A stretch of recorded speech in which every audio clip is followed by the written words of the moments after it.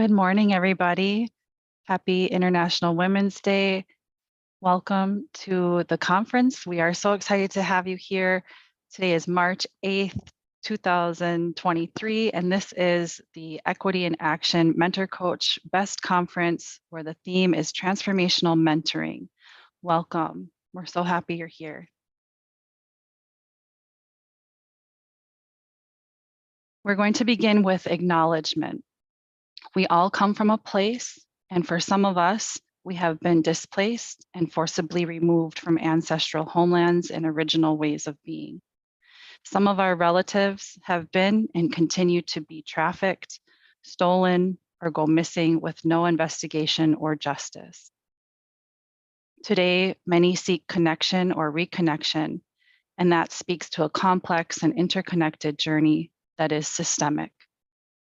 At the heart of acknowledgement is truth, or the existence of something. It is at this time an invitation is offered to understand the way in which this country was built. This includes unpaid labor, enslaved Black and Brown people, and continued working conditions that exploit both fellow human beings, often people of color, and the natural world.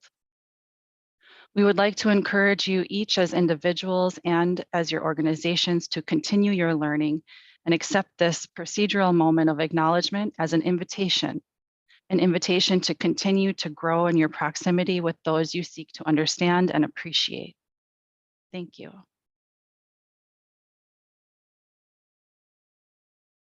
Next, please allow me to introduce the BEST program staff: Lan Lee, Administrative Program Specialist; Kati Casto de Ventura, Lead Program Supervisor; and me, Bawaajigekwe Boulley, Program Supervisor. Together, the three of us uplift each other's strengths while engaging in the continual practice of knowledge seeking and cultivating a team sense of belonging. Kati provides strong leadership, support, and achievable goals within the BEST program. Lan offers clear structures, always centering our wellness and well-being as holistic beings. And I share pedagogy that emphasizes our process, our journey, and our story. Together, the three of us understand we are part of a larger picture, a web of support. We value the many caretakers and champions of this program who provide a web of support for new teachers. Each of us here today contributes to a collective and a community, making the BEST program one that provides new teacher induction and mentoring with an emphasis on equity. Our most sincere respect is extended as we acknowledge each and all of you in the web of support for new teachers. And with that, I'd like to appreciate a few specific groups of people, and I'd ask that you join me in appreciating those that help the BEST program sustain. Excuse me. Tremendous gratitude is offered to our mentor faculty, our induction coaches, our educator effectiveness office team, our BEST leads, ESD leads, and educational mentors and coaches around the state. You are appreciated. Thank you to the Educator Growth and Development Division and OSPI leadership, as well as legislative representatives who are listening to all of us in the BEST community and believe in the power of comprehensive induction for novice educators in Washington. And last but not least, acknowledgement is given to Marcy Yoshida, a former BEST program coordinator who worked in BEST for many years and is still a valuable mentor for us all today. She is now retired and has left a legacy of shared responsibility to ensure new teachers, students have equitable opportunities for learning while their teacher is learning.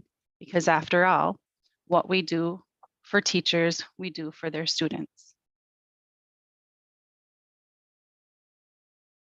With all of these acknowledgements, appreciations, and groundings, it is my pleasure and my honor to welcome you to this year's Mentor Coach Equity in Action Annual BEST Conference. Our theme is Transformational Mentoring, and our conference theme artwork is by Taylor Kidder-Morrill, OSPI Contract Specialist and member of the Educator Effectiveness Office. Here's a brief look at the schedule for today. We'll be together in this room until 10:45 with the welcome, the keynote, and NAKIA Academy Facilitator panel. We'll have a 15-minute morning break. Then we'll get started with an hour of racial caucusing in session 1 of 3. We'll have an hour for lunch from 12 to 1. And after lunch, we'll have our breakout session for 90 minutes. Then we'll have a 15-minute afternoon break, and we'll end the day with racial caucus session number 2. What is racial caucusing? To advance racial equity, there is work for white people and people of color to do separately and together. Caucuses provide space for people to work within their own racial or ethnic groups. For white people, a caucus provides time and space to work explicitly and intentionally on understanding white culture and white privilege, and to increase one's critical analysis around these concepts. A white caucus also puts the onus on white people to teach each other about these ideas, rather than placing a burden on people of color to teach them. For people of color, a caucus is a place to work with peers to address the impact of racism, to interrupt experiences of internalized racism, and to create a space for healing and working for individual and collective liberation. Groups that use caucuses in their organizational racial equity work, especially in workplaces and coalitions, generally meet separately and create a process to rejoin and work together collectively. Accountability is a key principle when implementing this methodology. A quick note about accessing the different rooms today. Links to breakout sessions and racial caucuses are in the virtual hub. Today's and tomorrow's keynote will be recorded and available to registered participants to view in the hub for 90 days. Breakout sessions and racial caucuses are not recorded. If speakers and presenters have materials to share, those will be in the virtual hub as well. Thank you. I'd like to offer an opening for us.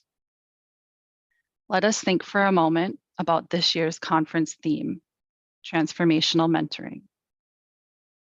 Transformation implies a big change or even improvement. We often hear this term used in connection with the process of growth, which is why our conference artwork is that of a butterfly.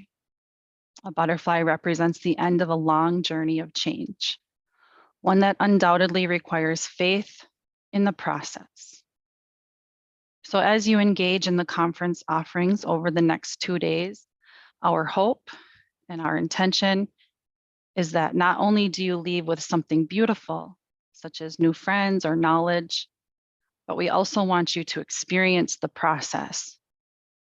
Check in with yourself and engage with each other in ways that allows for relationship, respect, responsibility, and reciprocity.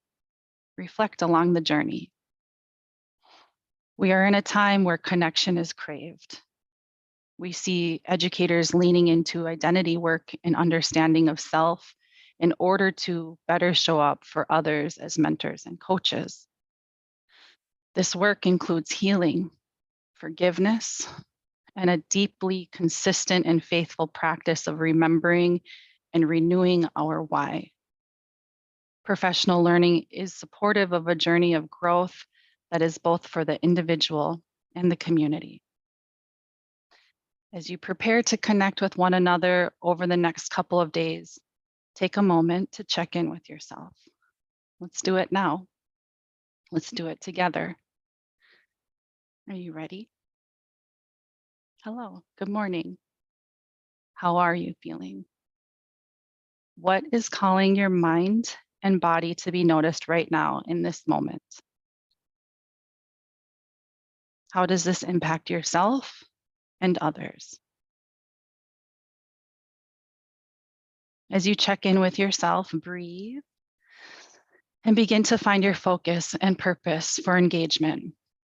Let us call in honesty and truth, starting with ourselves.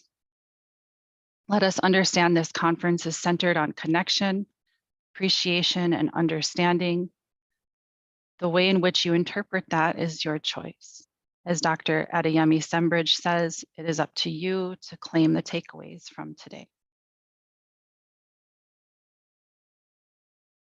And so I ask for a few considerations. Which one of these is resonating most clearly, and where will you focus your efforts today? Maybe it is with one, two, or all three of these considerations.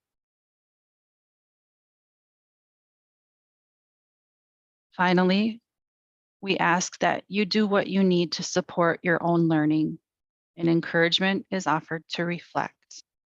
Reflect along the journey, reflect in ways that serve you individually. That can look like conversations with others.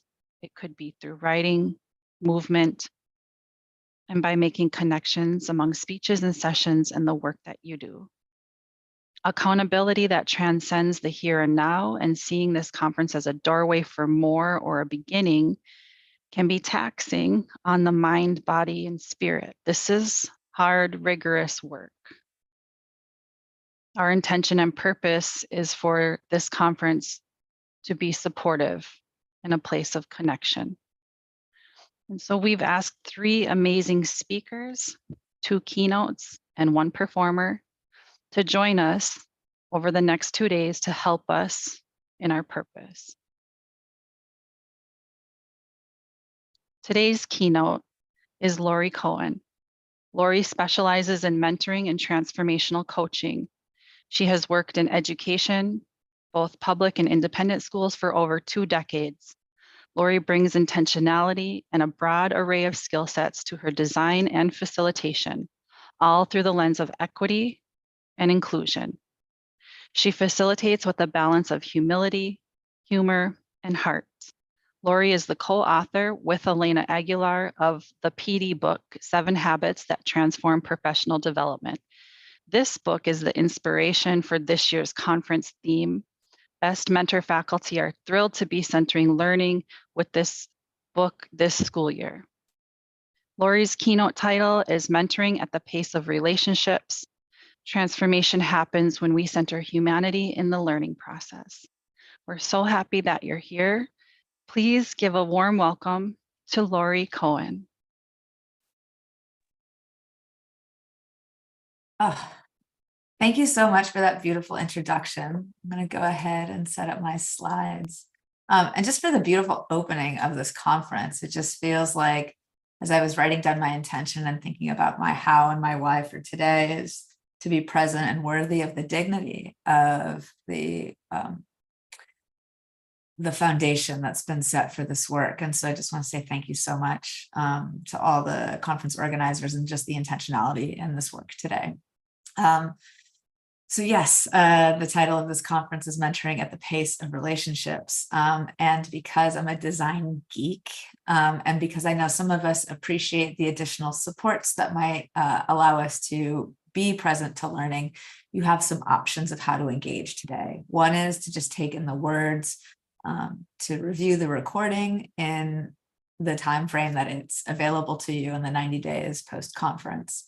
Another option for those of you who like the scaffold of note-taking, perhaps, you are welcome to use the QR code here, which will take you to a copy this document link.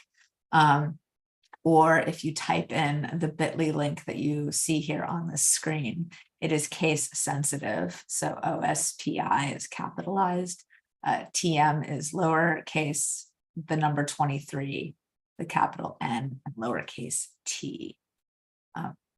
So you can, if you're on the note taker, it will look a little something like this. And then if you just go to the file and make a copy, you'll be able to make your own copy of the notes. So just make sure you do that. Otherwise, we're going to be taking some collective notes, which I'm also not opposed to, but I just want to make sure that people have an opportunity to click on make a copy. Once again, this is available to you if you feel so moved to take notes as we go. The slides are available here, including a resource that I'll share at the end of the talk as well. Okay, So I just want to thank you all once again for making the commitment to be here, for staying in education. I'm going to talk a lot about the impact of those of us who stay in this field. And today is focused on the ways that we can center the counterculture to slow things down and to move at the pace of the relationships of those we're working with. I'll share a little of my own story and how I came to learn about how relationships are central to doing effective work. I'll also share some strategies I use to both develop and maintain my coaching and mentoring practices. I continue as an educator, even though I work outside of schools, I continue to coach new teachers because I find that staying connected to schools in this way, working in partnership with schools and working directly in classrooms with new teachers allows me to see firsthand how this work is having an impact on education today, particularly as we think about educational equity and supporting adults so that they can support better outcomes for students. So as a general practice for me in all the learning I lead, I will invite you now to dedicate your learning from this keynote to someone who you are calling to mind, whether it's a student, perhaps there's a colleague who you're close with, who you partner with on this work, or perhaps a mentor of your own who's inspired you in this profession. So take a moment now to identify for yourselves who is someone you would like to hold in mind today.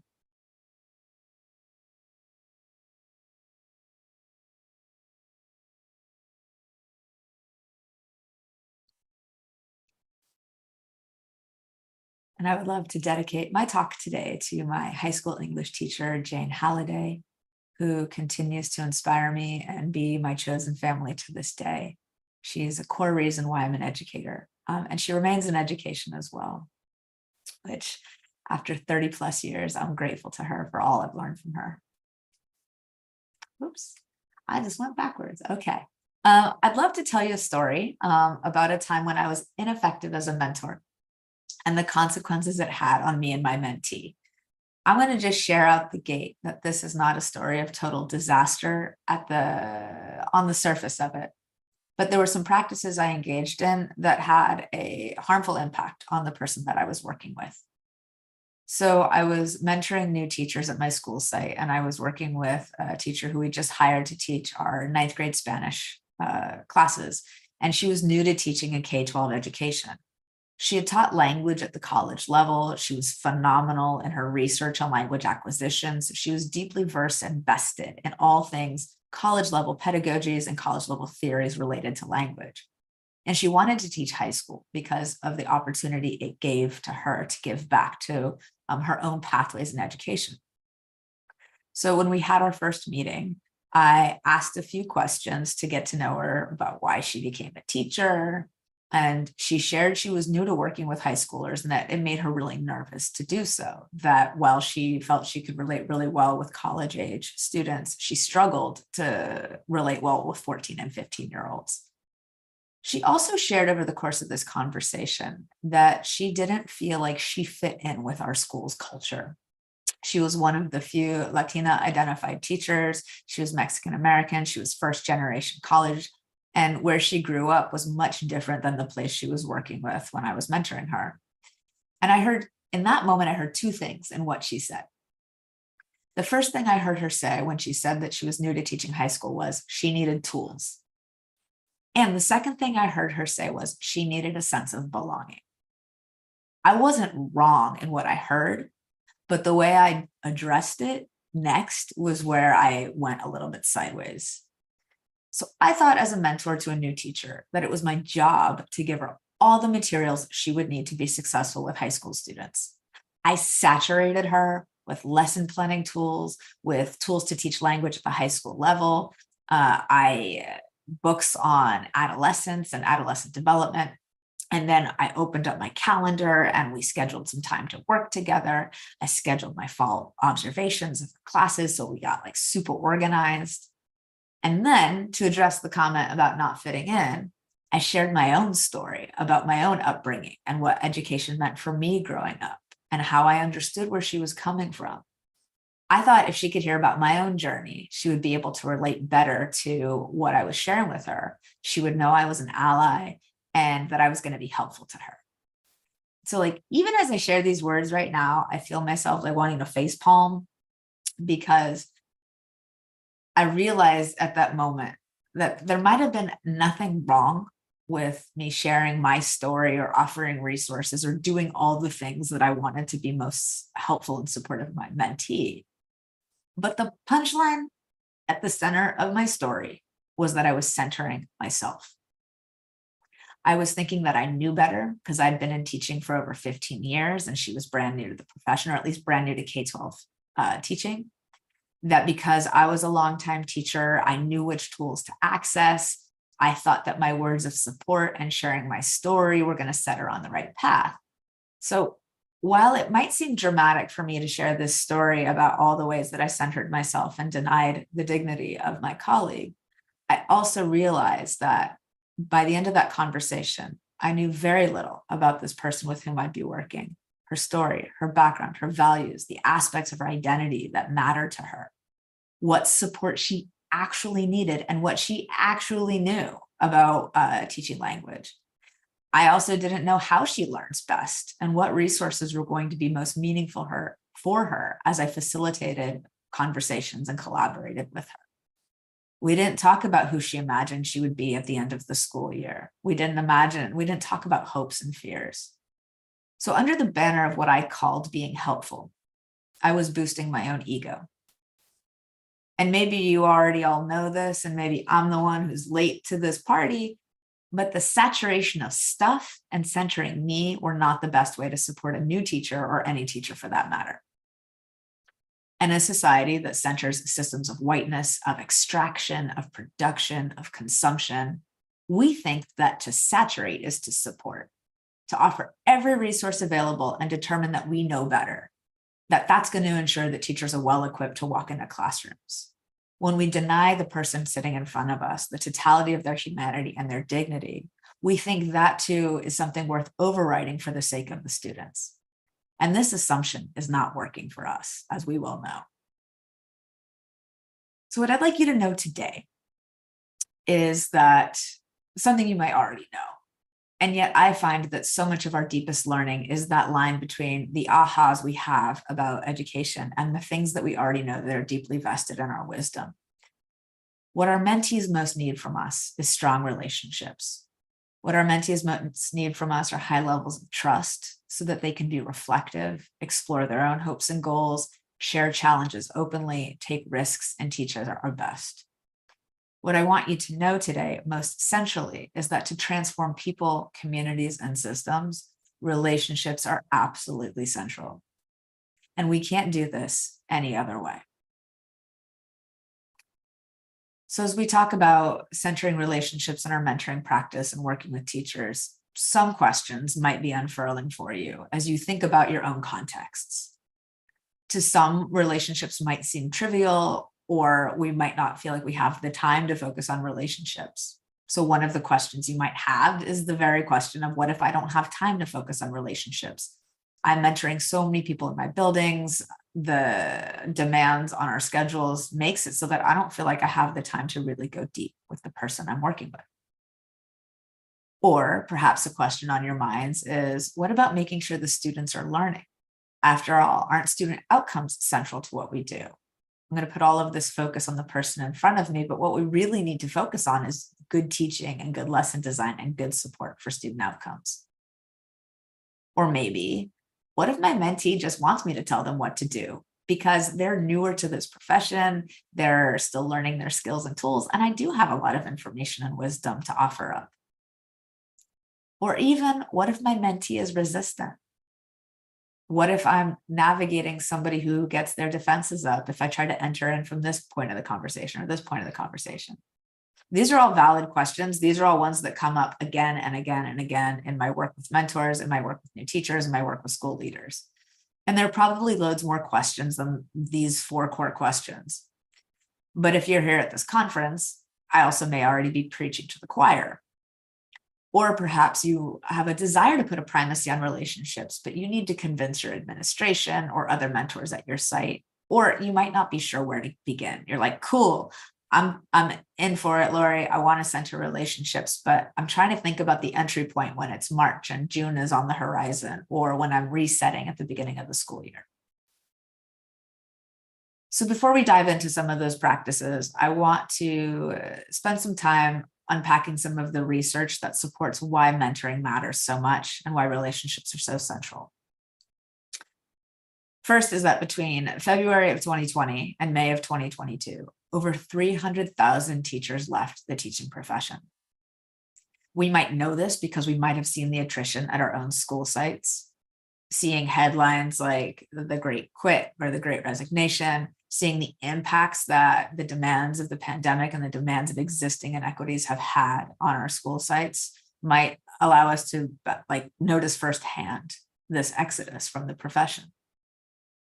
This is a huge jump where we know that within the first 5 years, there's a good subset of folks who leave the profession on an annual basis.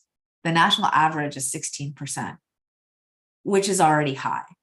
But between these 2 years, we're now looking at a 25 to 54% increase in folks leaving this profession, which is absolutely untenable. And the primary reason educators cite for leaving is burnout, understandably so. In addition to a whole host of other factors, staff shortages, low pay, increased pressure from testing, doing work outside of one's job description, and the greater need for social emotional supports for students and most likely adults. So I say all this to set the foundation that the status quo has not served us and the system is working as it was designed. The forces of the dominant culture will continue to remain in place. Those with the greatest privilege will remain in power, and teachers' needs will increasingly go unmet. The other thing that's true about teachers entering the profession now, or people staying in the profession now, is that this whole notion of a return to normal is a mythology. It doesn't exist.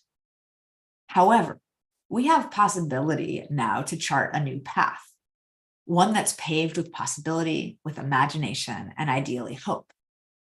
So I'd like to pose some not so radical ideas because they're already true, and I would like to lift them up for our purposes today. Rather than focus on the ones who are leaving, which of course there's some good key factors and root causes worth analyzing, let's focus our time now on the ones who stay, like you. And let's focus on the impact of transformational mentoring, because mentoring can be the great interrupter or the crucial link between teachers departing and teachers thriving. If we choose to operate differently, if we focus on relationships over tasks, over transformation over transaction, over the messy, gnarly work of transformative processes, we have the potential to do the following. We have the potential to engage with mentees who will have greater job satisfaction, a sense of belonging, higher retention rates, instructional improvement, and outcomes for students. And these data points are not ones that I'm just making up for the purposes of today. The research shows that mentoring with a relational focus has these kinds of impacts in our schools. So once again, this is an invitation to rethink our approach to teacher support and growth and upend the status quo, and what I like to call mentoring at the pace of relationships. Not only does the research indicate that there are better outcomes for educators if we do so, but we know that this work is already happening and has happened. So let's draw upon those who are thought leaders and organizational leaders and activists in the movement towards slowing everything down and centering human dignity. So the two folks whose work I draw upon when I think about the practices of centering, mentoring, and relationship are educator Stephen Covey and organizer and pleasure activist Adrienne Marie Brown. So Stephen Covey's work focuses a lot on the role of trust. He wrote a work called The Speed of Trust, the one thing that changes everything. And his entry point to centering relationships is to center the role that trust plays in fomenting and supporting those relationships. So relationships that have a strong foundation of trust lead to greater on-the-job performance, more honest and open candor and communication, deeper opportunities for collaboration, and a willingness to take risks. We're more innovative in our classrooms when we have the opportunity in our mentoring contexts, in our relational contexts, to be vulnerable, to say, I don't know, to fail forward, and to try things that we might not normally have tried before. In addition to that, Adrienne Maree Brown's work, both pleasure activism and her work emergent strategy, shaping change and changing worlds, focuses on how our relationships and our interdependence with one another can serve as a more powerful alternative to this individualism that's continuing to fracture our broken system. What we can do in interdependent relationships can serve as a more powerful model. The small changes we make in our mentoring conversations, or what Brown refers to as fractals, can lead to these greater, more large-scale impacts. So I've shared a little bit of the research that supports the aspects of why transformational mentoring matters, the folks who are engaging in this work already. And I imagine so many of you have tons of practices that I also hope you will share, whether in your breakout sessions today, if the time allows for, or even in your collaborative conversations. And just in case you are looking for additional tools or additional reminders of ways to center and slow down and mentor at the pace of relationships, I'd love to take some time right now and share 6 practices that will support us in mentoring at the pace of relationships. Some of these, as I shared, might be familiar to you. Others might be good refreshers. And what I will say is, because I am currently raising a puppy, I got my puppy cam here on the screen right now because you never know when she's going to do puppy things. But our minds, and I also have a mindfulness practice, and our minds sometimes can be considered like puppy brains. Sometimes it takes the constant sort of repetition of a thing that we might already know how to do, but the presence of mind to recenter our learning, recenter our practices, the gentle reminders and the loving reminders of the kinds of practices we can do to center relationships. So consider these 6 sort of gentle reminders, refreshers, and reinforcements of what we might do to upend the status quo. So the first is to slow down. The second is to know ourselves, to be learners and take on a learner's orientation. The third is to know our mentees and center the learner. The fourth is to listen skillfully, to attune ourselves to listening differently in conversations. The fifth is responding appropriately to what arises in conversations and interactions, and determine which approaches are best going to meet the needs of the learner, of the mentee. And then finally, to be action-oriented, to take these exploratory practices and put them into some sort of actionable steps that allow us to test out the things that we're learning and working with our mentees. So first, slowing down. This is easier said than done because so much comes at us and at our mentees on a given workday. And if we're working with someone who's particularly stressed, burnt out, maxed out, overwhelmed, it could seem like we're trying to stop a moving train. And this is also why it's absolutely essential for this gentle reminder to slow down. How might we focus on slowing down in our mentoring conversations and interactions? The first is to distinguish the important from the urgent.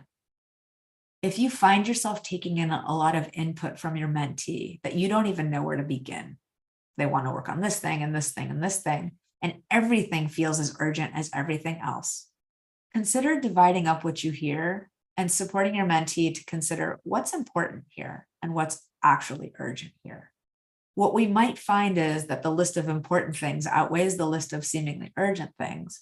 And the important things also we can then prioritize what might rise to the top of the list as something we can focus on in the time we have. Which brings me to my next practice. Focus on one thing.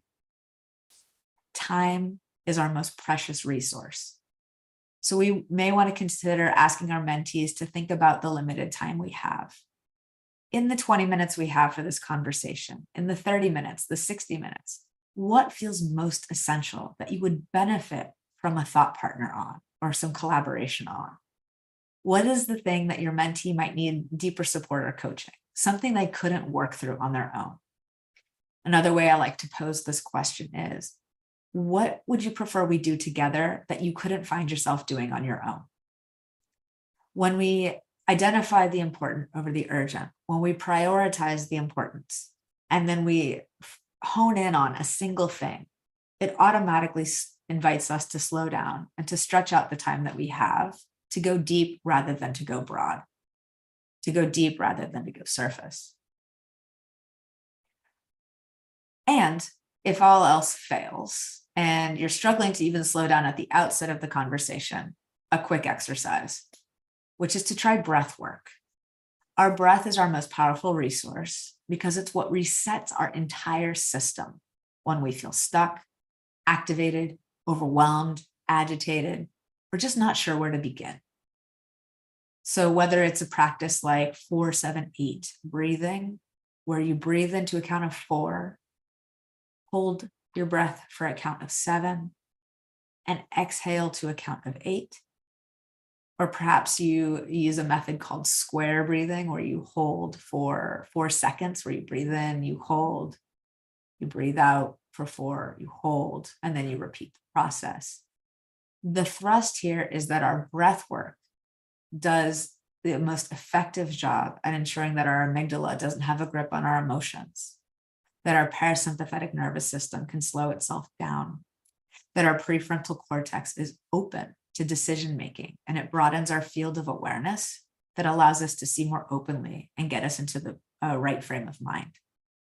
So the number one practice or exercise I use when trying to slow down is remembering my breathing body. And not only that, but after the breath work, to settle in my body, to find a place in my body that's either physically neutral or a sensation that is grounding for me. And that will allow me to then determine what's important over what's urgent, what I most might want to support my mentee on.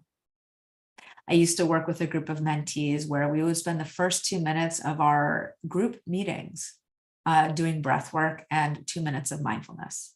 And in the quiet of those 2 minutes, we could shift from the noise of the school day to the centering of the conversation we were about to have.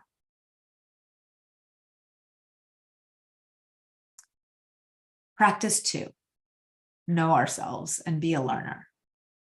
While I shared a story earlier about centering myself in the mentoring conversation, I eventually, after that conversation, had the self-awareness to realize in that moment, I took my mentee's opportunity to learn. So what do I mean by then knowing ourselves and being a learner? And how do we do this without centering ourselves? Taking a learner's orientation to being a mentor allows us to be more open to process over product. It gets us out of the mindset of, I already know all these things, or I'm here to just saturate, to how might I be more curious and open to what's possible? It allows for greater partnership too, to sometimes decentralize the power we hold and to share in that power with our mentees. So a few practices to get into this learner's mindset is to practice self-awareness. To know ourselves and to be self-aware allows us to recognize when we're getting in our own way or getting in our mentee's way. It's also an invitation to get reflective about what we're hearing and who we might need to be in a conversation. So at the end of my early days of mentoring, I would end my day and then my week with a short reflection on how did I show up to my mentoring conversation? In what ways did I believe I was being most supportive? In what ways do I feel like I still need to learn and grow?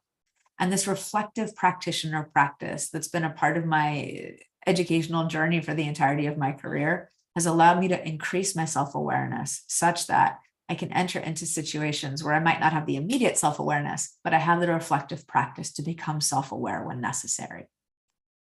In addition to that, it's important that we practice relational awareness. We need to know how we're showing up in relationship to others.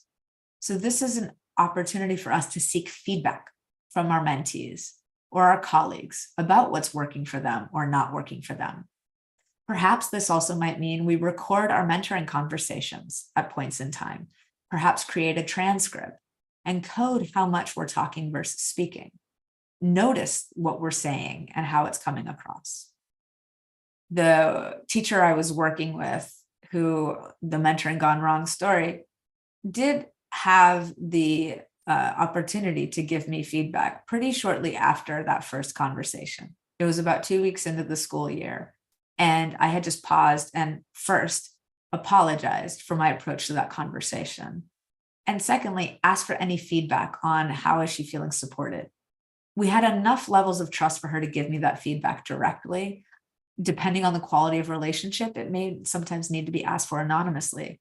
But getting that feedback allows me to understand how I'm showing up in relationship.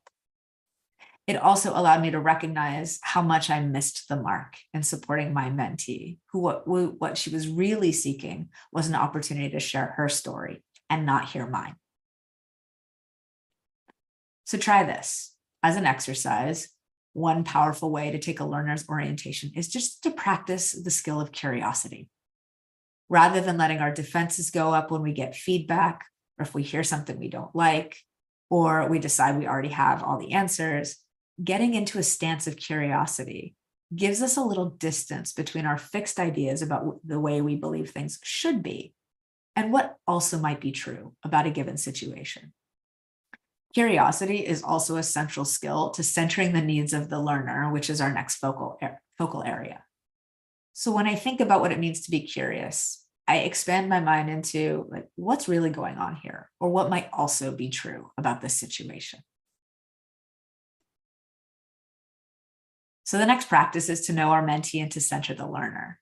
This is central, and yet sometimes we don't center the learner and their needs enough, either because we've been doing this work for a long time, or we've worked with a range of teachers, or whatever may be the case. We sometimes don't take the time we need to consider who is the person in front of me. Which aspects of their identities matter most to them? How do they learn best? When we attend to the learner in the way that best meets their needs and not our perception of their needs, we can be more beneficial overall to the adults, who can then be more beneficial to students. So some of you already might be having those getting to know you conversations and might be built into the ways that induction already happens. But it's also important to take time now and then to check in with your mentee and learn more about them, with whatever they would be willing to share, of course. And I think that's an important piece of this is the mentee needs to be willing to share aspects of themselves, and we can't force or foist this upon them. And yet it can be helpful to schedule moments throughout the year for check-ins, for movement, if that's available to you all, perhaps walk and talks or coffees, or other breaks and routines to just center and support the relationship. Which also brings me to how we might begin our relationships or do a reset of our relationships. So for the folks I coach and for anyone that I work with for the first time, I always start with learning about the learner. I do a core values exercise because values are such a driver for everything else that somebody does. We talk about identity. It's important that we understand what matters most to a person, their race, their religious background, their status as a parent or a family member, their gender identity, or the other aspects of their socialization that have played a role in how they view and experience the world. While some of these might feel like left field topics, particularly if we bring them up later in the school year, these are crucial for understanding the lenses through which we're experiencing the world and our roles. Similarly, it's also helpful for us to understand what our mentees' strengths are. As part of self-determination theory, that coaching and conversing from that place of strength allows our mentee to have a foundation from which they can build. Rather than thinking, I'm overwhelmed and I don't know it all, we can use a strengths-based approach to support our mentee in how might you use your strengths in this situation? Where's an area that you are best at that we might be able to tap into at this moment in time? So another practice to try is the core values activity as a way to get to know your mentee. There's a range of core values tools available online, or there's sometimes folks already come to the table with their own core values. The power with starting with core values is you can draw upon these values at pretty much any moment in time. When your mentee is feeling challenged, when something happens that feels out of alignment with their values, as a way to goal set or vision the rest of the school year, and to better understand what motivates your mentees. So I draw upon the core values activity in my coaching practice because it's the one thing that we continue to return back to again and again and again. Our next practice is to listen skillfully. This seemingly deceptive skill is important to have at the top of our minds. So oftentimes in conversations, I use the acronym WAIT if I find myself talking too much. Like, why am I talking is the acronym. And this invites me to think about the purpose of how I'm listening, and also how I might be attuning my listening differently to the person I'm interacting with. So the first is, when we're listening in conversation, how might we listen without an attachment to outcome? When we listen without an attachment to outcome, we are more fully present to what we're hearing because it attunes us to what the learner is saying rather than where we hope they're going to go by the end of the conversation. It doesn't mean that the conversation can't have a goal or a specific outcome, but it means that we get less fixed on the person, or on the what, and more focused on the who. And we start coaching and mentoring the person in front of us, which allows us to be more supportive of our mentee and most likely ask the kinds of questions that are more present and supportive of their needs. Better questions and insights come when we listen without an attachment to the outcome. Another aspect of skillful listening is to pay attention to how much we're talking versus our mentee. When we think in hard numbers, and for some of us, this can be a benefit, we can think about percentages, right? There's going to be times when we need to be more directive, perhaps, or when we're collaborating on a topic where there's shared dialogue. But by and large, the mentee ideally will be doing the majority of the reflecting and the talking. So an exercise to try is to practice expansive listening. Once again, there's a range of tools available on different kinds of expansive listening practices or deep listening practices, where you think about, what is the disposition I want to hold as I listen to somebody? If you know somebody is in crisis, or if you know somebody is struggling or overwhelmed, or even in a celebratory mode or in problem-solving mode, you can hear what the need is at the beginning of the conversation and then determine, okay, how do I most want to listen? If the need is a problem-solving mode, then we listen with possibility. If we are coaching somebody in crisis, we can listen with compassion. If we need to de-escalate a situation, we can listen with calm and confidence. But choosing our listening disposition allows us to increase the ways that we hear and stay present to the person we're working with.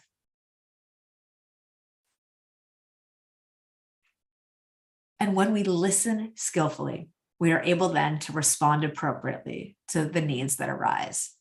So this idea of responding appropriately, in my understanding, has its roots in the Buddhist tradition. And the focus here is on responding to something rather than reacting to something, and being discerning about what approach is appropriate for any given moment. So with the teacher I was mentoring and ineffective with, I took a directive, me-centered approach. And eventually, as I shared, what she needed most was someone to listen more than they spoke. And she wanted me to say, I hear you. She wanted me to be more facilitative than directive. That would have been the more appropriate way to respond. So at the beginning of the conversation, not only starting with your conversations with determining like the importance of topics and where you most want to focus, but ask your mentee who they need you to be in this conversation. Sometimes they do want to celebrate something that happened and engage in a success. Sometimes they need a thought partner. Sometimes they need to vent and get something off their minds in order to clear the path for what's next. Letting the mentee make this determination at the outset will build greater trust for the relationship, especially if we're able to fulfill this role in us and listen skillfully in the process. Another way to respond appropriately is to seek consent rather than forcing our mentee into corners or places that they're unwilling to go in the moment. Sometimes your mentees will share something that's highly vulnerable, Or perhaps you need to give more directive feedback because something you observed needs to be addressed. And before launching into whatever the response is or asking that more deeply probing question of your mentee, seek your mentee's consent for where you might go. So for example, if your mentee shared something that causes them to feel more vulnerable, ask your mentee, would you be willing to explore that more? I notice some emotions are coming up for you right now. Would you be willing to explore those? This gives the mentee agency to say yes or no. In addition to that, if you need to give feedback to your mentee, and maybe you do need to give directive feedback, maybe this is that kind of conversation. Asking your mentee, or even framing it as, I'm about to give you some feedback that might come across as a little bit more challenging. Are you open to hearing it right now? Would you be willing to hear it right now? Or what conditions need to be in place in order for you to be open to hearing it? Not every moment in our work is going to be pretty or rosy. Some of these moments are going to be messy, but that's the work of transformation. And the consent question at least gives us a sense of where our mentee is before we just launch into a response. So try this. As depending on where the conversation goes and what your mentee needs, consider where the cognitive load needs to be.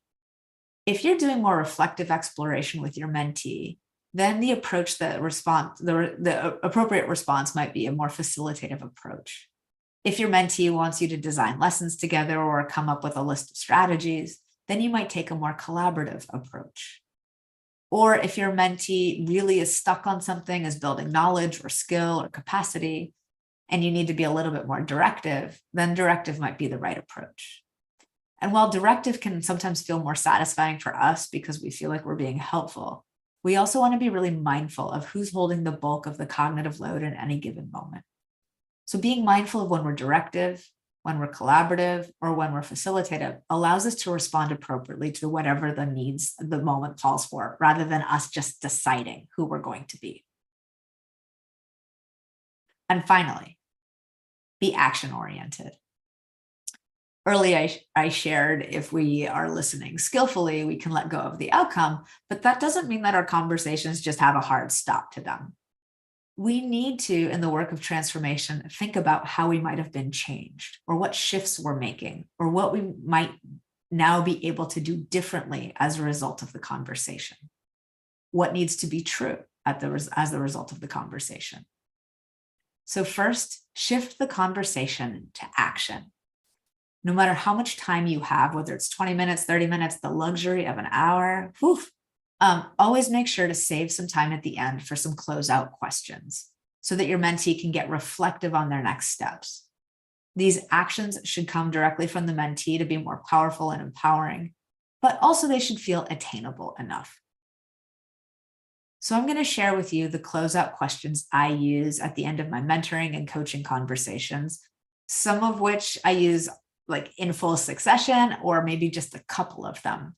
But each of these allows you to help your mentee, to support your mentee in thinking about what is it that I'm now going to do differently as a result of this conversation. So the first is, I always ask, so now what's your next step? Articulating that next step starts to build in the accountability for the mentee. It's also important that I ask, or that I strive to ask, how committed are you to that next step? On a scale of 1 to 10, where do you find yourself falling? If the person says that they want to work on this thing, but they're only at a 6 or a 7, I then ask, what would get you to an 8 or a 9? Sometimes the mentee says, you know what? I'm actually not committed to that next step. I need to think about something else. And then you can kind of divert the conversation into brainstorming possible next steps. It's also important to identify the obstacles or barriers of what might get in the way and how that person might work to address it. In addition to that, it's helpful to ask what support they need. Not how might I support you, but what support do you need? Maybe it's not you they need support from. Maybe it's parents as partners in a learning process around a child. Maybe it's a different colleague. Maybe it's an administrator. So asking what support do you need opens up the possibility that the mentee can reach out to whatever forms of support feel best. Maybe it's a significant other, a friend in their lives, but this support question doesn't always have to come from us directly. Next is, how will you be accountable for this step? How will you take ownership of it? Not accountable to me, but accountable to yourself. And once again, there's a difference in the nuance of this question. It's not how will you be accountable to me, but what might you do to take greater ownership? My favorite question that I always ask at the end of conversations, and sometimes this is the only question I ask because it opens us up to other reflective opportunities, which is, what are you taking out of this time today? What's your greatest learning? So I talked a lot. I went over a bunch of strategies, and I would love to share a resource with you if it's a benefit to you, which is the 6 practices infographic. So the 6 practices I just outlined, I created an infographic. You can find it using this link or the QR code. You could also see it here on the screen. But this PDF will allow you to remind yourself of some of the core practices to center relationships, to slow things down, and to move at a pace that centers the dignity and totality of the people with whom we're working. I'll also share these resources at the end of today's session so that you have access to this PDF post today's session, but also post this conference. And by way of closing, I'll do the same with you today as I close out my time with my coaching clients and with my mentees. So take a moment to reflect right now. What's your next step to mentor at the pace of relationships?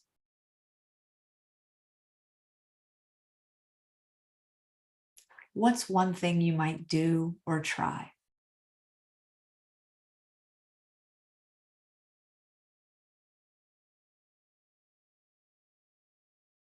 As you consider this next step, how committed are you to this step?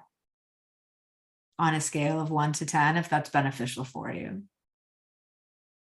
Where are you? And if you're at an 8 to a 10, cool. And if you're a 6 or a 7, assess what gets you to an 8 or a 9, or if that's the right next step.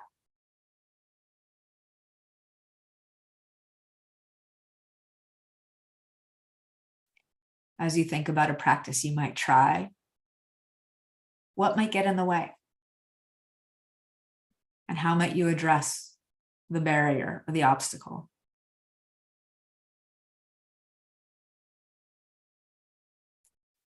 Sometimes it's who might get in the way. How will you address that?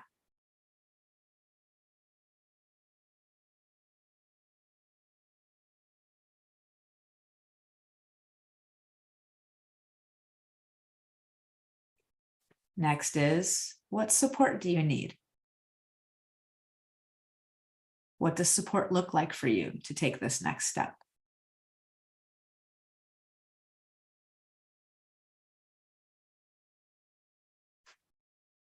From whom will you seek it?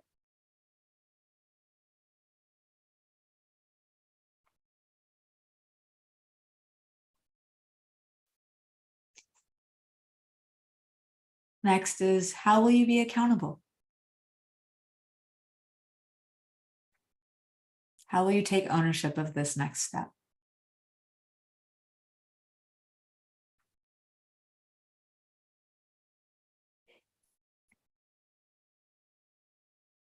And finally, what are you taking from this talk today, from the time we've had the opportunity to spend together? What's been most beneficial? Something you might push back on?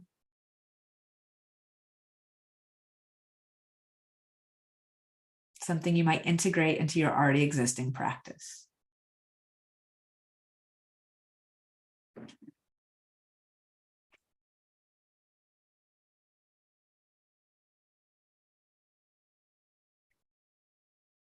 And by way of closing, I also would just like to say,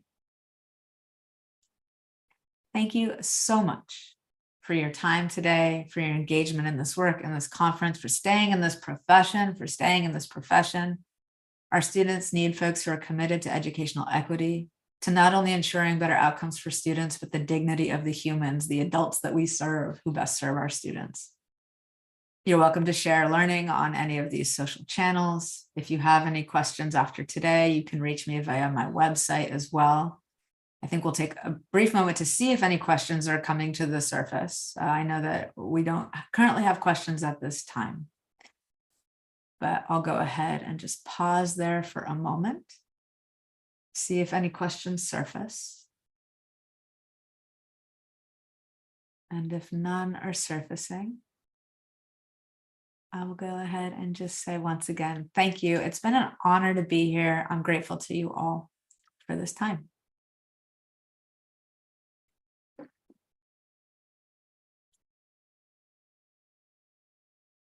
Thank you.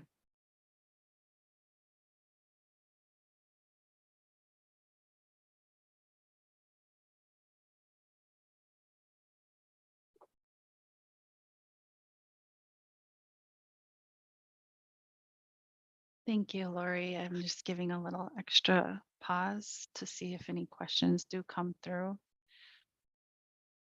As we wait to see if any come through, just some things that I was thinking in notes that I wrote down during your keynote here is first of all, thank you. Thank you for sharing in an honest and humble way and doing so through the pedagogy that feels really good to me, which is through story. So thank you for that. And I heard an emphasis on relationship and reciprocity and felt the essence of what you said when you said, and I paraphrase, mentoring with a relational and reciprocal focus has the power to keep us together and keep us whole. I also heard how it's a blessing to be a blessing, and mentors are positioned well for this.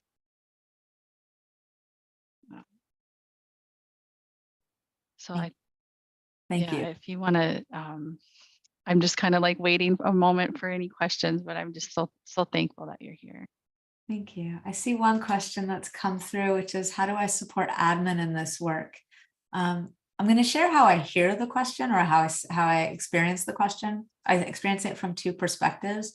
One from the perspective of how do site leaders, sort of center relationships, like what might site leaders do? I would say supervisors, site-based leaders ought to consider these practices as well to center the needs of the folks that they're overseeing. So in terms of how do we support leaders in this work is to support leaders in building this relational capacity through their own team development and through the ways that they engage with the folks they supervise.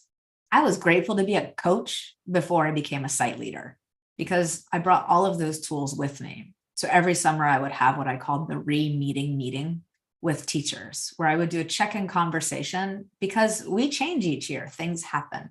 And in that meeting, I would share a set of questions in advance and then center relationships over the course of that conversation. And it gave me some things to come back to over time. I would always do a fall check-in, a mid-year check-in, and an end-of-year check-in. And it was time consuming. And so we might think about the division of responsibility across our leadership teams. But part of supporting admin and doing this work is for us to consider the emotional standard we're setting and the impact we have. Another way I'm experiencing that question is, what if I'm like at a coach or a mentor level and I want to like coach up to admin about doing this work and centering relationships? Like, how do I work in my own school site to make these kinds of changes? And my response to that version of the question, if I'm perceiving it in this way, is to think about what's in our spheres of control and influence. What is the quality of relationship with site-based leaders that would allow you to have an entry point into thinking about actually what we most need is to slow down and center relationships? And here's some of the research and data for why. If people keep leaving the profession in droves, it's most likely because we're working at such a breakneck pace that's creating inequitable opportunities across the board. Think about what is the entry point at which you can have the conversation. What might you be able to influence in conversations with site leaders? And who might be, for lack of better phrasing, your highest leverage person to find that entry point? Coaching up is a skill, and it also doesn't mean we can't do these practices within our own spheres of control. Think about where you might have some influence, some leverage, or some possibility, and find that opening and bring the research with you. Some people are really fans of data. Data can be forces of destruction or forces of possibility. So thinking about how might you skillfully use the data to support that coaching up piece. I see another question coming through. I hope that answers your question. And if it doesn't, feel free to reach out to me, and I'm happy to address it in another way. Another question, I also find I talk really fast when I get excited about questions, so maybe I'll slow it down. Have you created a feedback tool for your mentees to help guide your work? I do. I have a survey that I give to my coaching clients and to my mentees a third of the way through the school year, 2/3 of the way through the school year, and at the end of the year. And it's just like a check-in form. Which aspects of my coaching are most supportive of your learning? Which aspects of my coaching are less like, aren't working for you? What would you like to see more of in these conversations? What does support look like for you? I'm riffing a little bit because I don't have the form filled out like right in front of me. But I ask questions about what's helpful, what's not helpful, what else you would like me to know. How can I be a better coach for you? What is something that's important for me to know about you? These kinds of qualitative questions allow the coach or the mentee to engage in some storytelling, but it's also how I frame it. I frame in advance of sharing the survey that the more honest and direct they are with me, the more I'm able to meet their needs and be a source of support. So we have to be willing to be vulnerable with whatever comes. We have to be willing to accept the fact that we might not be engaging in practices that have been beneficial. And we have to be open to the fact that the changes we're being asked to make might ultimately be most supportive. And then I see one more question here. Any suggestions about how to align a more relational focus on mentoring to alignment and engagement with instructional frameworks over time to ground the work in the language of practice? Ooh, yeah. And then bringing in all the heavy hitters in these tools, right? We have the 5D, the Daniels, and the Marzano models. Let me unpack the question a little bit more. Suggestions on how to align more relational focus on mentoring to alignment and engagement with instructional frameworks to ground the work in the language of practice. So here's the way that I understand the question. Once again, I hope I'm getting this right, is how do we have relational conversations about aspects of our practice that we're being evaluated on or that we're expected to know how to do? And I would say that what would it look like to, and this is a practice I engage with at my school. We developed our own evaluation instrument, and we sort of took the best of all the models and made a site-based rubric for our faculty evaluation. And what we did at the beginning of the school year is that every teacher fills out the self-assessment around their instructional practice. And it's long and it's lengthy. So we devoted about 30 minutes of faculty meeting for folks to fill it out and identify across this rubric where areas that you feel particularly strong, where areas that you still need work. And what we did through that self-evaluation is we invited teachers to then use what came up on that as a goal-setting tool and a conversation tool. So our instructional coaches then met with we had 2 induction coaches at our school. They met with newer teachers who filled out the self-assessment and then had a conversation around, what are the 2 areas of your practice that you most want to lift up in terms of goal setting for this semester. So it becomes this balance between it's still centering the needs of the learner. It's creating an opportunity for self-assessment before someone either goes and observes or goes in and evaluates. But taking these tools that exist and turning them into self-assessments, into reflective tools, then can center relationships in the conversation without losing sight of instructional practice. I also would advocate for using any tools that districts have adopted and sites have adopted, thinking about in your school culture, how might you use this tool in a way that most meets the needs of your site for folks who work in charter schools, public schools, independent schools. They might have more wiggle room with some of these tools and frameworks. But the first thing I would say is turn these things into self-assessments, turn these tools into self-assessments, have conversations around instructional practice that will ultimately lead to still centering the needs of those we're working with. While also identifying, like you said, these things, but maybe also, would you be open to hearing a couple of other areas of practice that you might also want to look at? it's okay to be directive in those moments as well. Okay, I believe there are no more questions. So I will just say thank you again for your time. Thank you for your reflections. Thank you for your sharing. And I hope to see you all in some other learning zone at some other point in time. Thank you, everybody.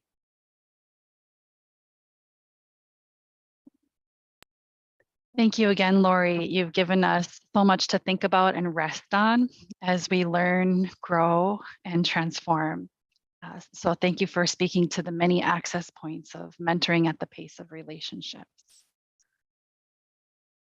Next, it is my privilege to introduce to you all the first ever panel of NAKIA Academy facilitators who will share their perspectives of what it is to be part of a BIPOC professional learning community. NAKIA Academy is one of BEST mentor foundational opportunities.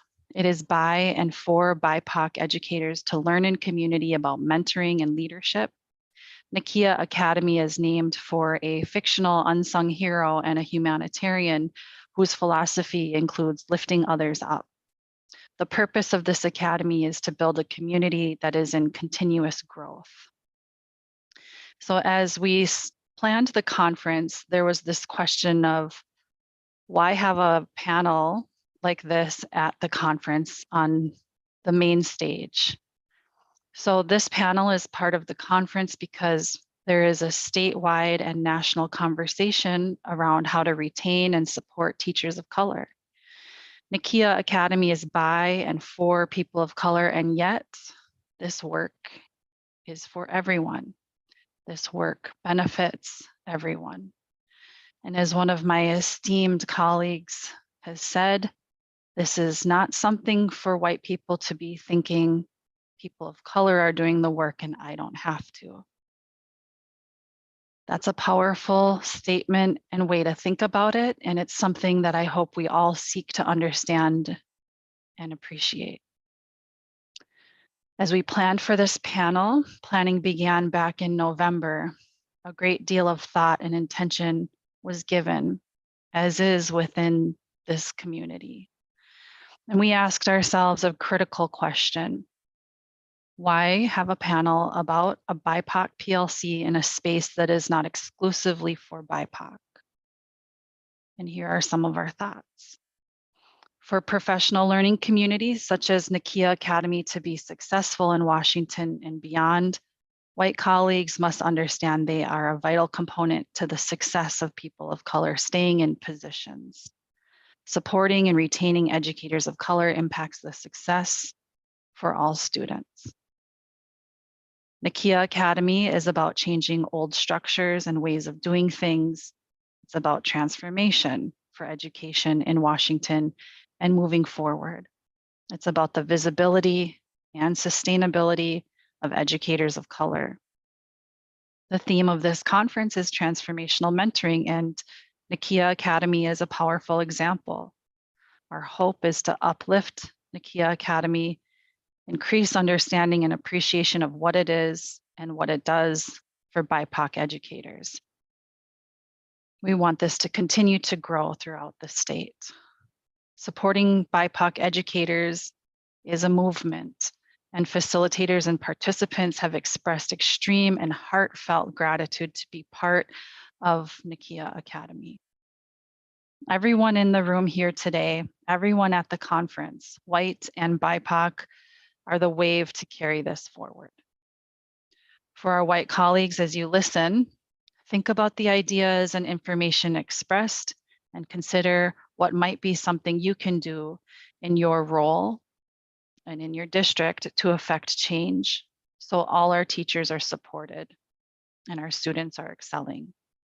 As you engage in racial caucusing, session 3 will ask our white colleagues to consider commitments, action steps, and outcomes. So without further ado, please welcome our moderator to the panel, Mrs. and soon to be Dr. Brooke Brown, a NAKIA Academy facilitator and the 2021 Washington State Teacher of the Year. From the words she speaks to the life she leads, Brooke exists in light, shows up in love. Ooh, I'm going to get choked up. And leads with honesty and compassion. Take a breath. Brooke works within the Franklin Pierce School District and believes learning is best done in community. Please welcome Brooke Brown and the NAKIA Academy Facilitator panel. Ooh, man, whew, let me take a breath real quick too here. Thank you, sis. Like, whew, what a beautiful introduction. What a beautiful keynote. What a beautiful time just to be together and doing this work together. So, whew, just give me a sec. All right. Thank you for that introduction, Bawaajigekwe.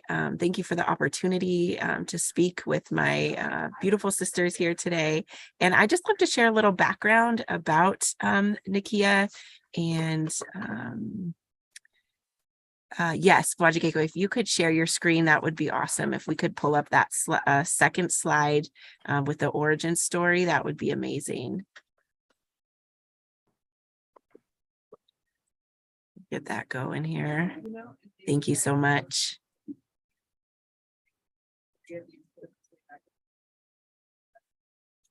All right, if we could go to the next slide, please.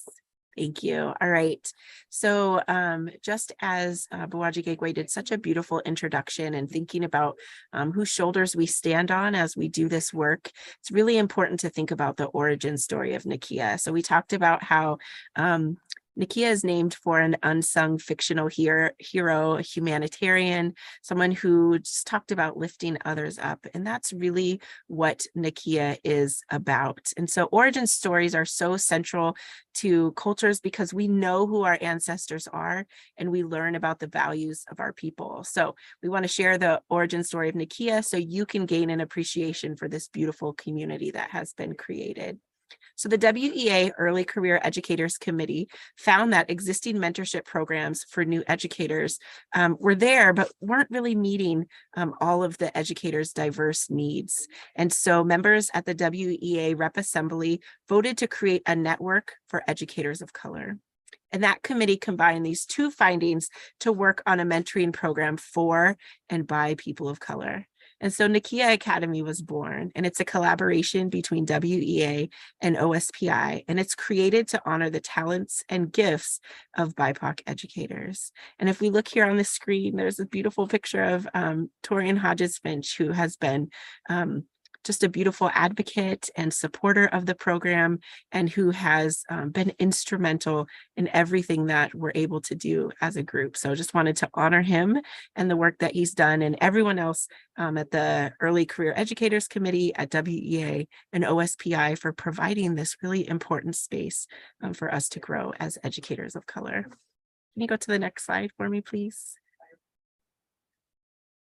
Thank you. And so after we created this beautiful community, and I'll share, so I was a part of the first cohort as a participant in 2020, and it changed my life. It's provided a space to build community, to learn about myself, to learn from one another, and to really lift up the gifts that each one of us have, and just really figure out ways to grow those gifts.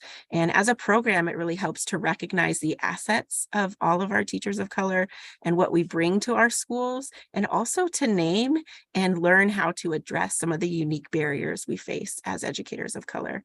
And so really creating that community to think about problems of practice, to support one another, and to learn how to persist in systems that often weren't designed for us to be successful. So as of 2023, there's over 500 NAKIA participants, which is just amazing since it started in 2020. Also, there is something going on during this time called COVID. And so I think also thinking about the unique time that this program was created and the explosive growth. These are educators who were giving up over 20 hours to show up. Often I was a part of the Monday cohort. So it's after we've been teaching all day, and just the level of energy, the level of brilliance in each of those rooms is it's unmatched.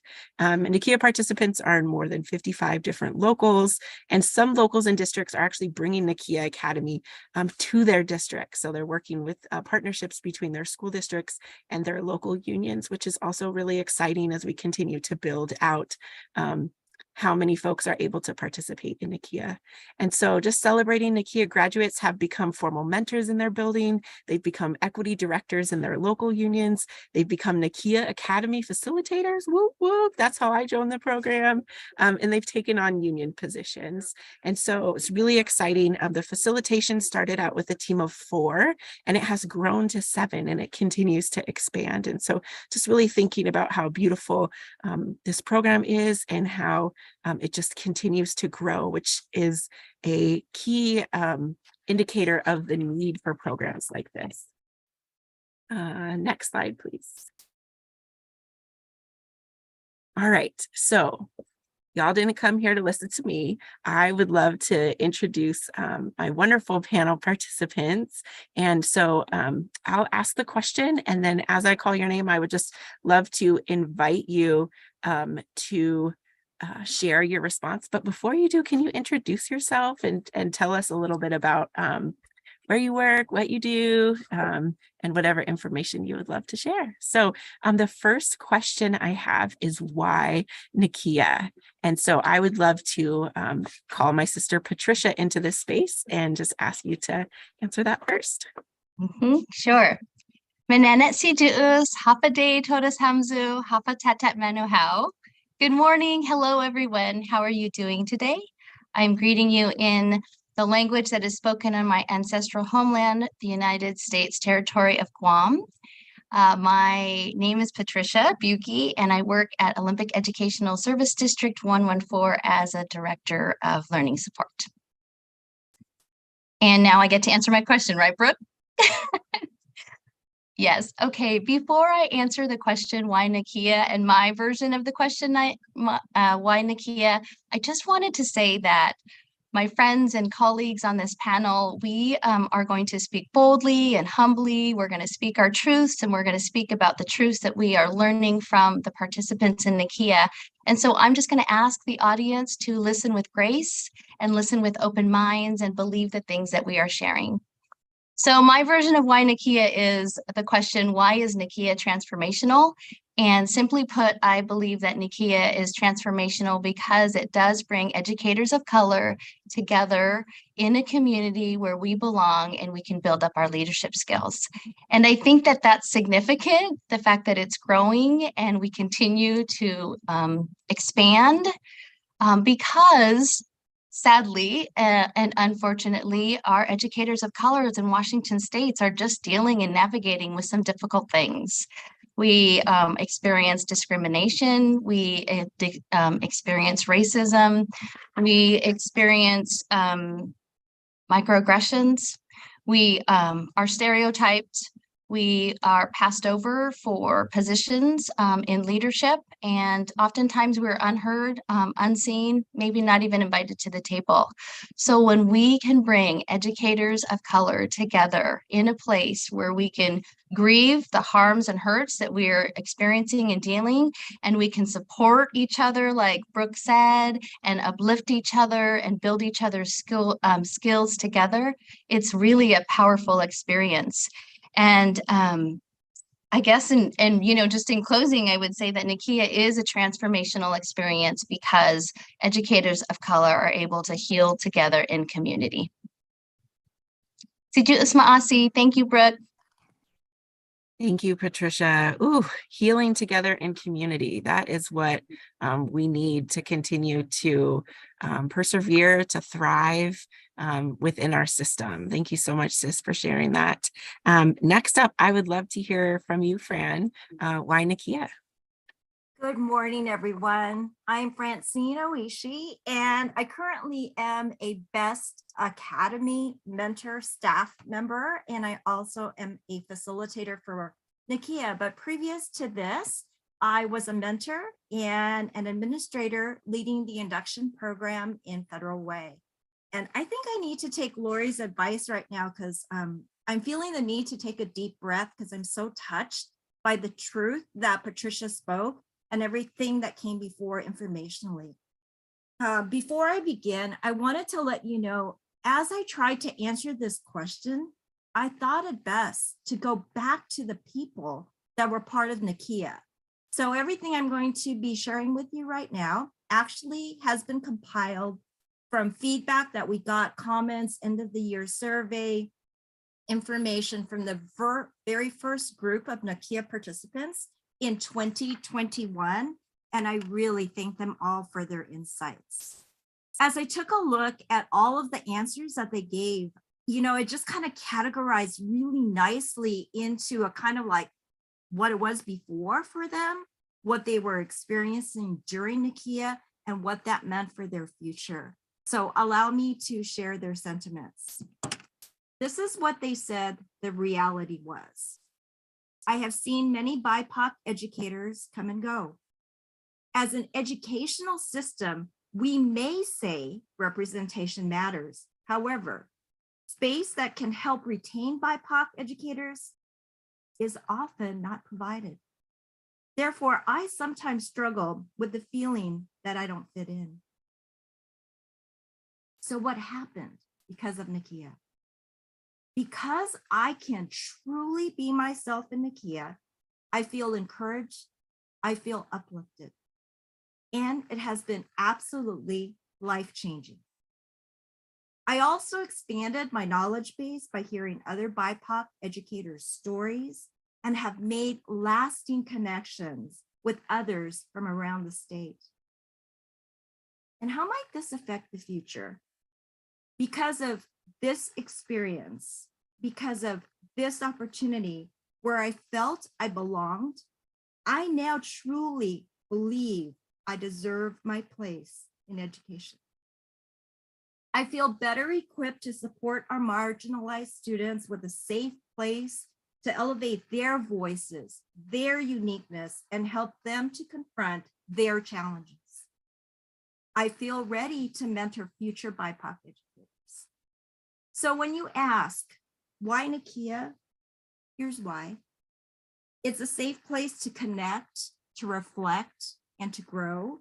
It's a gift to BIPOC educators, and now it's a powerful and growing community. Thank you so much, Fran. Utilizing the words of our amazing participants and just bringing their voices here. We would not be here without them. And so they are our why for this work. And so thank you, Fran. All right, I'd like to hear from or call my sister, Dr. Brandon-Felder, into this space. Good morning, everybody. I'm so overwhelmed listening to everyone talk. And I just want to say thank you for the space to be able to speak today. So my name is Dr. Tanisha Brandon-Felder. I am also an NAKIA facilitator, a Mentor Academy facilitator. And in my day job, I'm the Director of Equitable Leadership, Pedagogy, and Family Engagement for the Shoreline School District.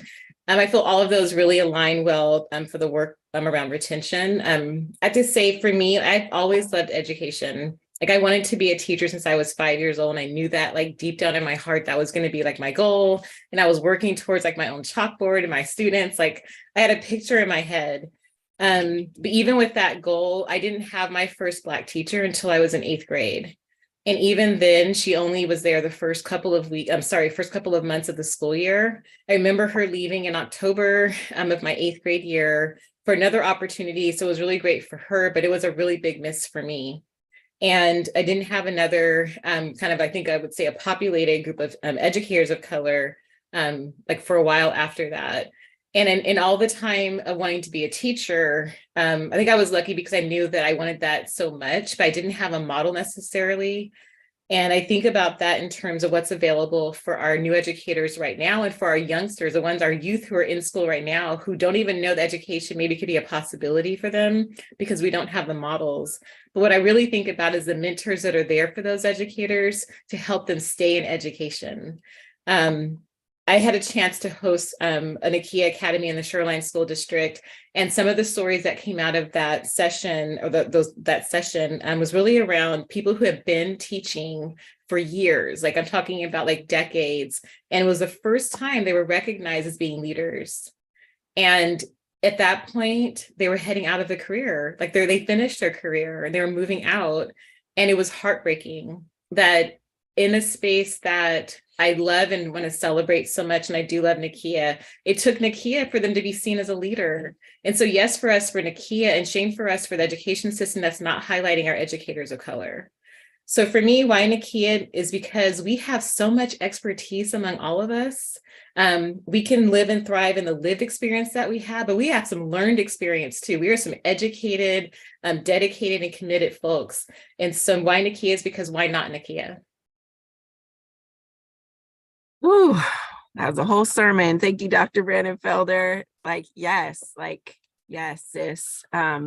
So powerful to think about the leadership, how much leadership and expertise our staff of color bring into our systems, and how often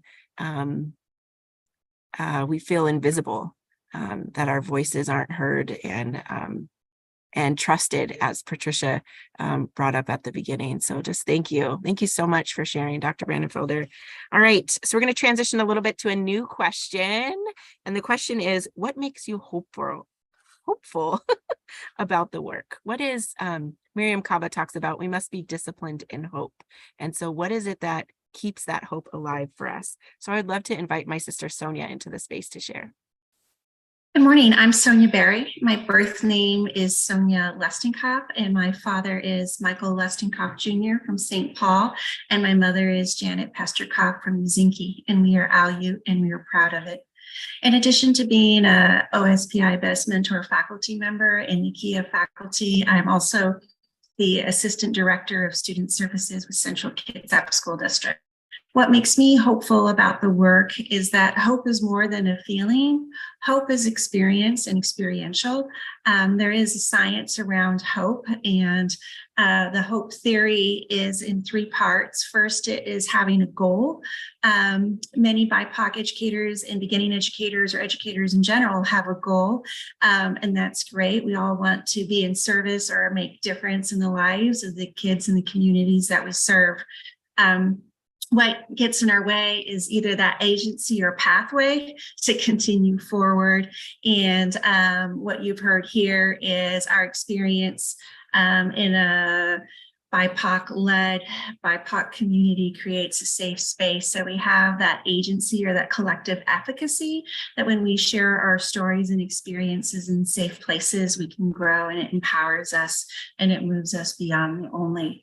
Additionally, NAKIA has created a pathway, and a pathway is essential to have that step-by-step. And what you heard here is that there are many BIPOC educators who are now leaders in their district, either at their building level, their district level, or at the state level. That's what makes me hopeful about the work, that I get to be the ancestor that I never had in creating a pathway for those that came behind us. And the growth, the exponential growth really shows the need, and thank you.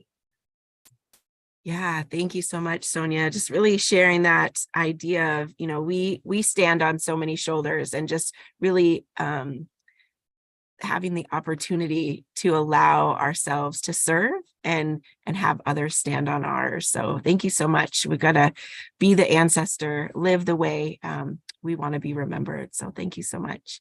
All right. What makes you hopeful about the work, Shelly? Good morning, everyone. I'm Shelly Hurley. I am honored and blessed to be counted among this group here today as we continue to do this work. And in my other life, I am the program manager for the consulting teachers in Seattle Public School. And we work with all of the new educators that come into Seattle Public School. And what makes me hopeful about this work? this work in particular is that hope is more than a feeling, as Sonia said. Hope is an action for me. And in that, I think about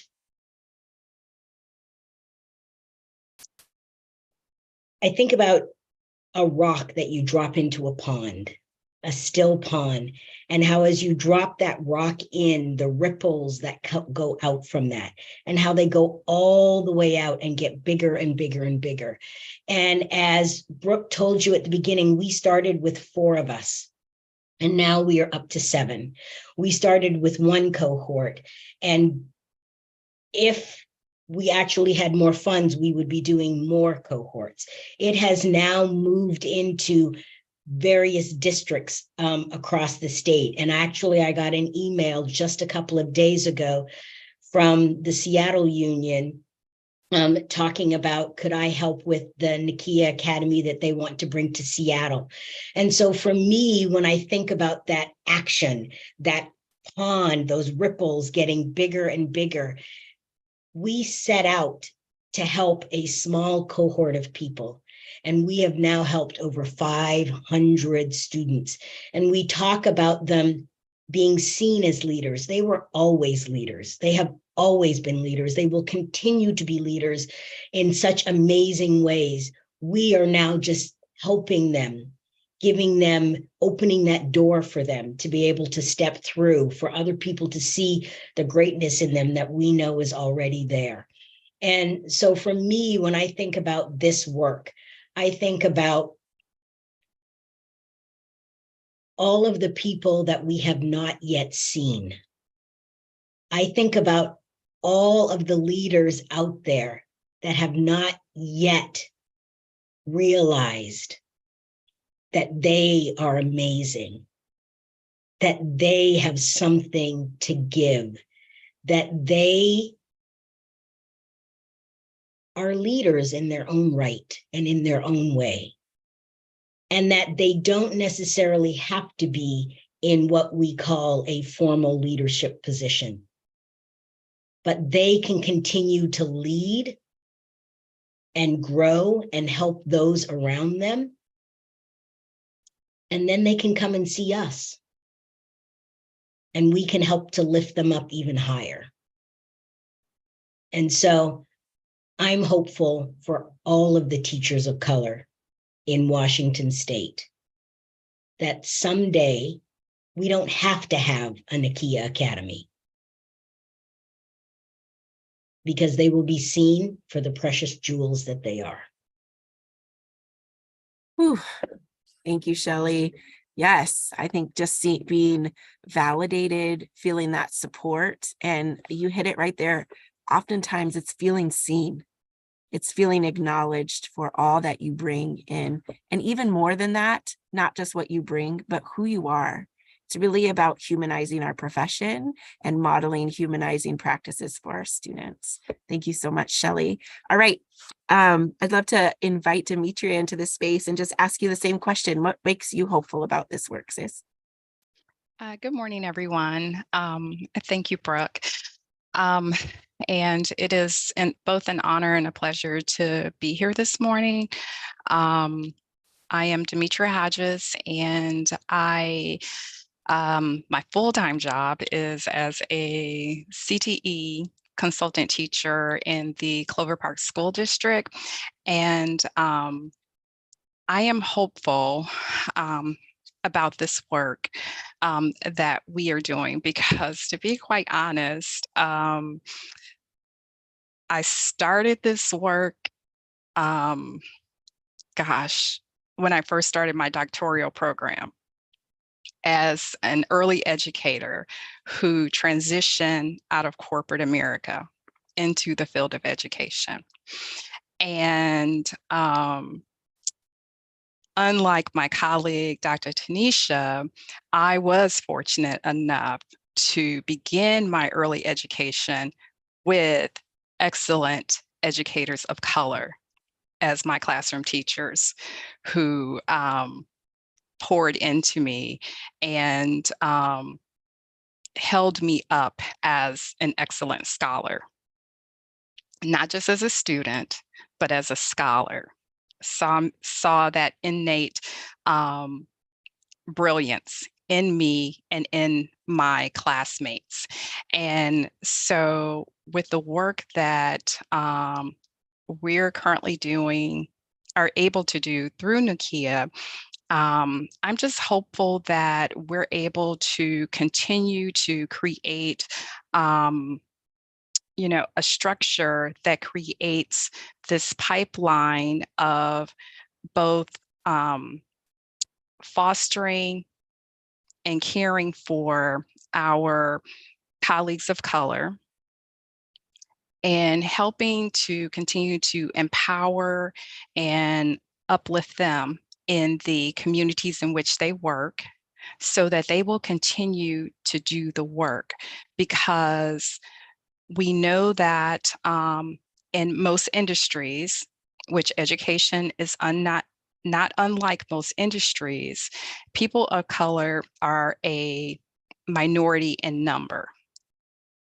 And it's important that we continue to do this work so that our students, as also Dr. Tanisha spoke to earlier, that that we will encourage our own students to see education as a profession to gravitate towards, because they too want to help to empower all students, not just students of color, but all students. And in turn, like what my colleague Shelly spoke to, then that effect ripples out into the communities in which our students and families live, and it continues to go out into the community. And then we begin to see increasingly more racially diverse workforces, that our workforces, not just in the field of education, but in all industries, are representative of the country in which we live.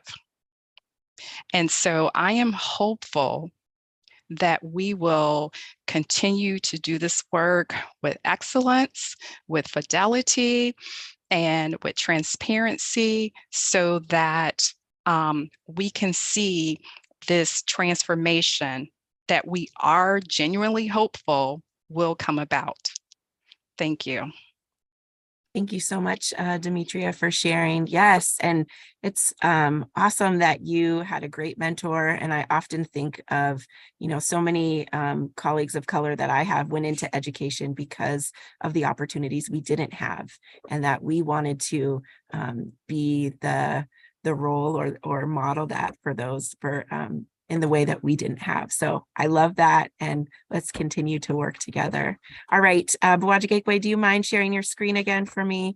We're going to do a closing here, and just thinking about NAKIA has impacted BIPOC educators in so many meaningful ways. Like, we could be here till next week, really cataloging 500 folks' experiences. But here are a few quotes we just wanted to surface here. The diverse community of educators with a breath of fresh air. I loved it. It's like Bell Hooks says, it was a tall glass of water when I didn't know I was thirsty. That is a great way to describe NAKIA. So it's really the impact of being in community with educators who shared experiences around worldview, values, and races. This quote, you can take a moment to read it, but it really speaks to the inspiration and life-giving atmosphere of having a community of BIPOC colleagues and educators to work with, to network with. Oftentimes, there are few educators of color in schools, and even if there are, we're often spread far away from one another by time and space. And so NAKIA brought people together, which is precisely the point of networking, addressing the opportunity gap we speak of in education, which applies to educators as well as it does to students. And when given the opportunity as educators of color to collaborate and network, we are more likely to feel valued, fortified, and understood. And we're more likely to stay in education when we're understood and appreciated. All right, next slide, please. All right, you can take a look at this one, but really thinking about the safety in our positions as educators of color is a privilege. And this quote speaks to the importance of trust and relationships and togetherness in community. And Lori spoke so well to thinking about how relationships, transformational relationships, are what's needed to support one another in the field of education. And we are all seeking those connections. And NAKIA Academy offers that space for that in a very specific way that produces and renews hope. And NAKIA Academy, this last quote really speaks to how NAKIA is a doorway, not a destination. It offers a space of healing and belonging that deserves to continue beyond the academy sessions. It offers tools to BIPOC educators to advance the roles into mentoring and educational leadership. And so the last thing I would just invite you to think about as participants is this question as you consider the information that has been shared, as you think about your own role in your district, what are some ways that you can affect change in our current education system so all of our teachers are supported and all of our students are excelling? What commitments will you make to retain and support educators of color and their success? Thank you so much for your time. And thank you so much, facilitators. Truly, NAKIA is life-changing, and I appreciate the energy, the passion, the brilliance that each of you bring to this beautiful facilitation, to this sisterhood, but also to the lives of so many of my colleagues and those that we get to serve with across our state. So heartfelt thanks, and I appreciate each of every one of you. All right, off to you, Bawaajigekwe. Thank you, everybody. Wow, how powerful. What a beautiful way to start the morning. If I could just ask all our panelists to turn off their cameras at this time. It's 10:48, we are a couple minutes over, and it is time for our break right now. So what we'll do is we'll just take a 15-minute break, and then we'll see you over at Racial Caucusing at 11 o'clock-ish. Thank you.